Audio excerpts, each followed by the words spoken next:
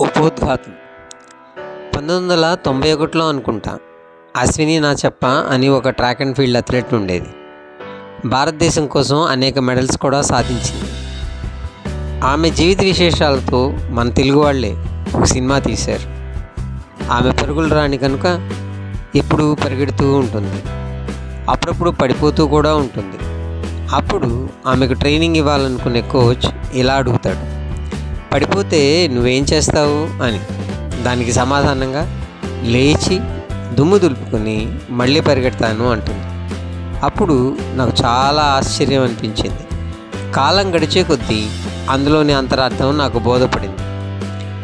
ఆలోచన. మీకెంతమంది స్నేహితులు ఉన్నారు అని అడిగితే మీ సమాధానం ఏమిటి? ఆలోచనలో పడ్డారు కదూ. తరువాత చేతి వేళ్ల మీద లెక్క పెట్టి ఏదో ఒక సంఖ్య చెప్తారు, అంతేనా? ఇంకొకసారి ఆలోచించండి అన్నాను అనుకోండి, మీరు చెప్పిన సంఖ్య తప్పేమో అనుకుంటారు, అవునా? ఇంకొందరికి అయితే ఆ సంఖ్య కూడా మారుతుంది అనుకుంటా. ఇంకొక ప్రశ్న మిమ్మల్ని అడగనీయండి. అదేంటంటే, మీరు, నేను అందరం పట్టించుకొని స్నేహితుడు ఎవరబ్బా అని ఆలోచిస్తున్నారు కదూ. మీలో ఇంకొందరైతే మీకు ఎవరంటే గిట్టదో వారి పేరు చెబుతారు. ఆ పట్టించుకోని స్నేహితుడు మీరే అని అన్నాననుకోండి, మీరు ఒప్పుకుంటారా? ఎట్టి పరిస్థితుల్లోనూ ఒప్పుకోరు కదూ. మీకున్న సమయాన్ని ఎవరితో ఎలా గడుపుతున్నారు అని అడిగానే అనుకోండి, ఎక్కువ మంది అమ్మా నాన్నలతో, స్నేహితులతో, బంధువులతో, ఇలా ఒకటేమిటి ఎన్నో సమాధానాలు చెప్తారు. మీరు ఎప్పుడైనా మీతో సమయం గడిపారా అని అడిగితే చాలామంది అవాక్ అవుతారు. తరువాత మీ గురించి మీకు ఎంత తెలుసో ఒక పేపర్ మీద రాయండి అని అడిగితే కొంచెం తటపటాయించిన, కొంత సమయం గడిచిన తర్వాత నెమ్మదిగా పేపర్ మీద పెన్ను కదలడం మొదలవుతుంది. చాలా విషయాలు రాసే ఉంటారు. అది చూస్తే మీరే ఆశ్చర్యపోతారు.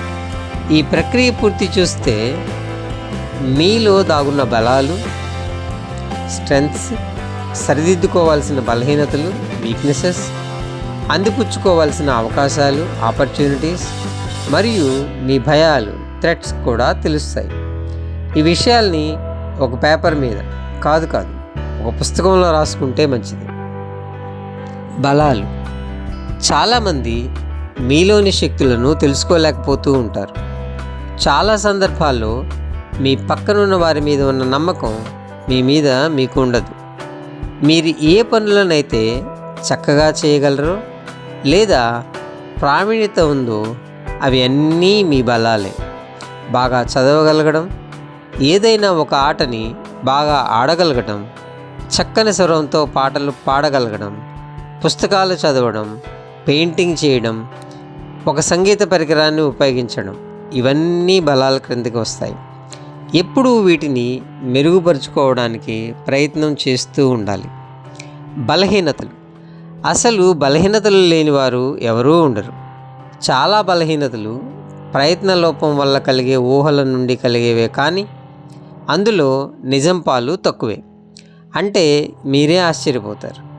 మొహమాటం, సరిగ్గా నిర్ణయాలు తీసుకోకపోవడం, పనుల్ని వాయిదా వేయడం, ఏ సందర్భంలో ఎలా మాట్లాడాలో తెలియకపోవటం, త్వరగా కోపపడటం, సిగరెట్ తాగడం, మద్యపానం సేవించటం, ఇలాంటివన్నీ బలహీనతల కోవలోకే వస్తాయి.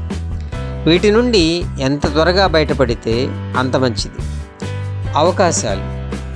అవకాశాలు అంత సులువుగా రావు. అన్ని శక్తులు ఒడ్డి సాధించుకోవాల్సి ఉంటుంది. ప్రయత్నం, ప్రణాళికలు కలిస్తేనే సాధించుకోగలుగుతాం. సాధారణంగా అవకాశాలు అన్నీ మనకున్న బలాల వలన మాత్రమే లభిస్తాయంటే అతిశయోక్తి కాదు. ఇవే మనల్ని ముందుకు నడిపిస్తూ జీవితంలో మనం చేరుకోవాలన్న గమ్యం చేరడానికి సహాయం చేస్తాయి. భయాలు. బలహీనతల వల్లే భయాలు కలుగుతాయి.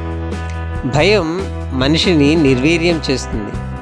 ఎంత త్వరగా భయాల్ని వదిలేసి ధైర్యంగా ముందుకడుగు వేస్తారో అంత త్వరగా విజయం తప్పక వరిస్తుంది. ఏ పని చేయడానికి భయపడతారో ఆ పని చేయడం ద్వారా భయాన్ని పారద్రోలవచ్చు. ఇది ఎంత త్వరగా జరిగితే అంత త్వరగా మన మార్గం సులువు అవుతుంది. చిన్న మెలిక. ఇక్కడ అందరం చేయాల్సిన పని ఏంటంటే మన బలాల్ని మరింత మెరుగుపరుచుకుంటూ మన బలహీనతల్ని అధిగమిస్తూ వాటిని మన బలాలుగా మార్చుకోవాలి. అప్పుడే క్రొత్త అవకాశాలని మనం అందిపుచ్చుకోగలుగుతాం. ముగింపు. ఈ 4 విషయాల పట్ల కొంత సమయం వెచ్చిస్తే ఆలోచనల్లో మార్పు వస్తుంది. ఆ మార్పు మీ మీద మీకు నమ్మకాన్ని పెంచుతుంది. ఎప్పుడైతే నమ్మకం పెరిగిందో మిమ్మల్ని మీరు క్రొత్తగా ఆవిష్కరించుకునే ప్రక్రియ మొదలవుతుంది. అంతేకాక మీ పట్ల మీ చుట్టూ ఉన్న వారి అంచనాలు కూడా మారతాయి. ఒకసారి గాడిలో పడితే జీవితంలో మళ్ళీ వెనకకి తిరిగి చూడడం జరగదు. ఆకాశం హద్దుగా ముందుకు దూసుకెళ్తారు.